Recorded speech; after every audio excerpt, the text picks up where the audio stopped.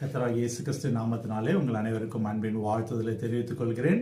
இந்த நாளிலும் சமயத்திற்கு ஏற்ற வார்த்தை நிகழ்ச்சியிலே உங்களோடு தேவனுடைய வார்த்தையை சொல்லும்படியாக கர்த்தர் நம்மோடு பேசும்படியாக இந்த நாளில் நமக்கு கொடுக்கப்பட்டிருக்க வார்த்தை ஆகாய் தீர்க்கதரிசியின் புஸ்தகம் 1 அதிகாரம் 7 வசனம். ஆகாய் தீர்க்கதரிசியின் புஸ்தகம் 1 அதிகாரம் 7 வசனம். உங்கள் வழிகளை சிந்தித்து பாருங்கள் என்று சேனைகளின் கர்த்தர் சொல்லுகிறார். உங்கள் வழிகளை சிந்தித்து பாருங்கள். நம்முடைய வழி எப்படிப்பட்டதாக இருக்கிறது? நம்முடைய நடக்கைகள் எப்படியாக இருந்து கொண்டிருக்கிறது? உலகம் போற போக்கிலே, உலகத்தார் போற போக்கிலே நாம் போய்கொண்டிருக்கிறோமா? கர்த்தர் எதிர்பார்க்கிற வாழ்க்கை வாழ்ந்து கொண்டிருக்கிறோமா?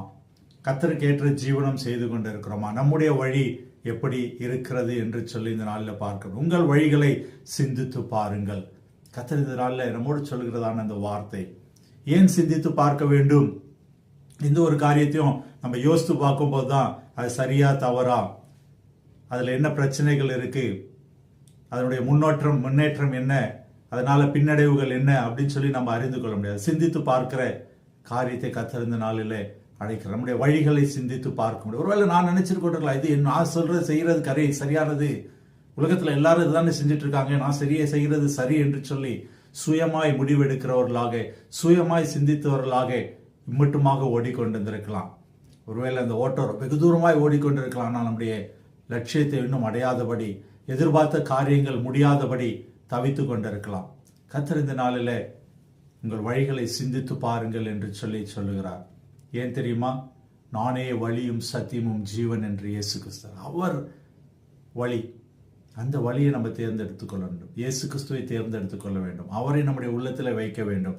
அவரை முதன்மையாக வைத்து அவரை நோக்கி நம்ம பயணிக்கும் பொழுது இந்த உலகத்தில் இருக்கிற அனைத்து காரியங்களையும் அவர் நமக்கு லாபமாக மாற்றி தருவார்.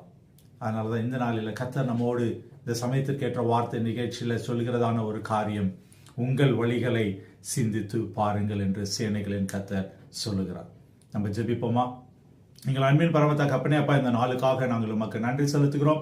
இந்த நாளிலும் கர்த்தர் நீர் எங்களுடைய வழிகளை சிந்தித்து பார்க்கும்படியாக, தகப்பனே அப்பா எங்களுடைய வழிகளை ஆராய்ந்து பார்க்கும்படியாக எங்களுக்கு அப்பா நினைப்பூட்டினபடினாலே நாங்கள் உமக்கு நன்றி செலுத்துகிறோம்.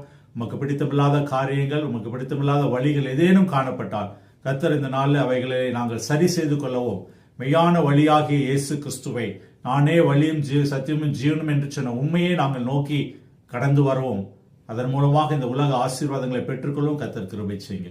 அப்படி செய்ய போகிறதற்காக உமக்கு நன்றி நன்றி நன்றி. மீட்பர் இயேசு கிறிஸ்துவை ஜெபிக்கிறோம் நல்ல பிதாவே. ஆமேன் ஆமேன். கர்த்தர் உங்களை